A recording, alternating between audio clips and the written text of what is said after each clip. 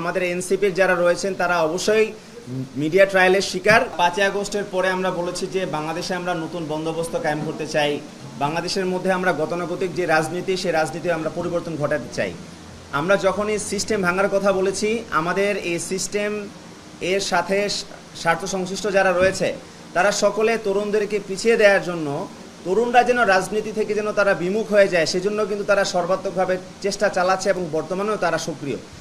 আমরা মনে করি যে আমরা যে পরিবর্তনের বয়ান নিয়ে যে আমরা বর্তমানে রাজনীতির ময়দানে আমরা আছি, সেই বয়ান অবশ্যই আমরা বাস্তবায়ন করতে পারবো সবার সম্মিলিত সহযোগিতার মাধ্যমে। কিন্তু আমরা বর্তমান রাজনৈতিক প্রেক্ষাপটে আমরা বিদ্যমান যে রাজনৈতিক দলগুলো রয়েছে তাদের কাছ থেকে আমরা সেই রাজনৈতিক সহযোগিতা আমরা পাচ্ছি না। আমরা দেখতে পাচ্ছি যে তরুণরা যে কোনো তরুণদের বা আমাদের যে এই গণঅভ্যুত্থানের যারা সম্মুখ সারে যারা নেতৃবৃন্দ যারা রয়েছেন তাদেরকে বিতর্কিত করার জন্য এমন কোনো শক্তি নাই যে আজকে তাদেরকে বিতর্কিত করার জন্য চেষ্টা তারা অব্যাহত রাখছে না। এবং আমরা দেখতে পাচ্ছি যে তরুণরা যখনই কিছু একটা করছে বা এনসিপি রিলেটেড যখনই কিছু একটা আসছে, সেটা কিন্তু খবরের পাতার মধ্যে 7 দিন ধরে কিন্তু সেই জিনিসটা আমরা দেখতে পাচ্ছি। কিন্তু অন্যান্য ক্ষেত্রে আমরা দেখতে পাচ্ছি যে অন্যান্য অনেক কিছুই কিন্তু অনেক গ্র্যাভিটিফুল বা অনেক গুরুতর অনেক কিছু হয়ে যাচ্ছে, কিন্তু সেগুলো কিন্তু কখনো মিডিয়ার মধ্যে আসছে না। আপনারা জানেন যে গত কয়েকদিন আগে কক্সবাজারের একটা ইস্যুকে সামনের মধ্যে আনা হলো এবং সেখানে মিথ্যাচার করা হলো বাংলাদেশের মেইনস্ট্রিম মিডিয়াতে, যে সেখানে একজন সাবেক মার্কিন রাষ্ট্রদূতের সাথে এনসিপির যারা নেতৃবৃন্দ যারা রয়েছেন তারই নাকি বৈঠক হয়েছে এবং সেই জিনিসটা মেইনস্ট্রিম সকল জায়গাতে প্রচার করা হলো এবং বাংলাদেশের মানুষ কিন্তু এটা বিশ্বাসই করে নিয়েছে যে আসলে আমাদের এনসিপি যারা নেতৃবৃন্দ রয়েছেন তারা সেখানে মার্কিন রাষ্ট্রদূতের সাথে তারা সেখানে বৈঠক করেছেন এবং এটি কিন্তু একটি ভিন্ন বার্তা দেয়, এটি অবিশ্বাসের জন্ম দেয়। তো তরুণরা আমরা যখন সেখানে পরিবর্তনের কথা বলছি, সেখানে তো অবশ্যই আমরা প্রত্যাশা করি যে বাংলাদেশের সকল মিডিয়া থেকে শুরু করে বাংলাদেশের যে রাজনৈতিক দলগুলো আছে তারা যেন আমাদের প্রতি সেই সহনশীল আচরণ যেন তারা প্রদর্শন করেন। তারা যদি এই ধরনের তরুণদেরকে রাজনীতির ময়দান থেকে মাইনাস করার জন্য তারা যদি এরকম উঠে পড়ে লাগেন, সেটি বাংলাদেশের জন্য একটু অশনি সংকেত। কারণ আমাদের ভুলে গেলে চলবে না, এই জুলাই গণঅভ্যুত্থানে তরুণরা কিন্তু সম্মুখ সারির দ্বারা নেতৃত্ব দিয়েছিল। এই কারণেই কিন্তু আমরা গত 16 বছরের যে ভয়াবহ ফ্যাসিবাদ ছিল, সেই ফ্যাসিবাদের শেকড় উপড়ে ফেলে আমরা একটি নতুন বাংলাদেশ পেয়েছি। তো তরুণদেরকে যখন আবার এরকমভাবে যখন মাইনাস করার চেষ্টা যখন চালানো হবে, তখন এটার পরিণতি কিন্তু বাংলাদেশকে কিন্তু ভোগ করতে হবে। আমরা একটি নতুন বন্দোবস্তের কথা বলছি, একটি নতুন মর্যাদাপূর্ণ একটা বাংলাদেশের কথা বলছি।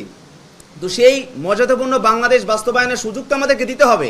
সেই জন্য আমরা প্রত্যাশা করব যে বাংলাদেশের গতানুগতিক ধারা থেকে বের হয়ে কিন্তু আমরা যুবশক্তি, আমরা চাচ্ছি যে যুবশক্তি একটি যুবকদের প্ল্যাটফর্ম হবে, যারা যুবকদেরকে নিয়ে তারা কাজ করবে।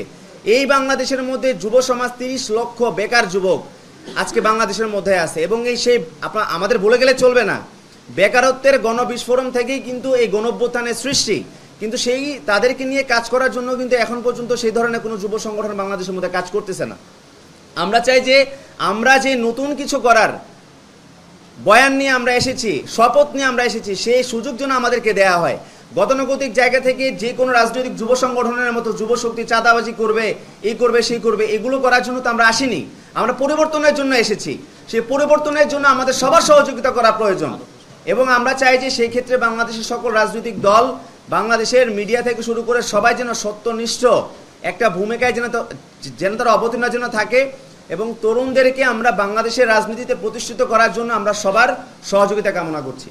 দেখুন, আমরা মনে করি যে জুলাই গণঅভ্যুত্থান পরবর্তী সময়ে জুলাই গণঅভ্যুত্থানে যারা নেতৃবৃন্দ যারা রয়েছেন সম্মুখ সারির এবং আমাদের এনসিপির যারা রয়েছেন তারা অবশ্যই মিডিয়া ট্রায়ালের শিকার এবং আমরা মনে করি যে মিডিয়াকে ব্যবহার করে আমাদের গ্রহণযোগ্যতাকে নষ্ট করার জন্য অনেক অপশক্তি তারা বর্তমানে কাজ করছে। আমরা উদারত আহ্বান জানাবো দেশবাসীকে, তারা যেন এই ব্যাপারে অবশ্যই যেন সতর্কতামূলক অবস্থানে যেন তারা থাকে এবং আমরা বলবো যে এনসিপির পক্ষ থেকে কিন্তু অলরেডি জানানো হয়েছে যে আসলে তাদের শীর্ষ নেতৃবৃন্দ তারা কেন সেখানে গিয়েছিলেন। আপনারা জানেন যে গোটা জুলাই মাসে পদযাত্রা হয়েছে, সবাই অনেক ক্লান্ত এবং সবাই অনেক স্ট্রেসের মধ্য দিয়ে গিয়েছে এবং তারা ব্যক্তিগতভাবে তাদেরকে যে শোকজ দেওয়া হয়েছিল সেখানে তারা স্পষ্টভাবে তারা জানিয়েছেন যে তারা সেখানে অবকাশ যাপনের জন্য তারা সেখানে গিয়েছেন এবং সেই শোকজের জবাবও কিন্তু আমরা পেয়েছি।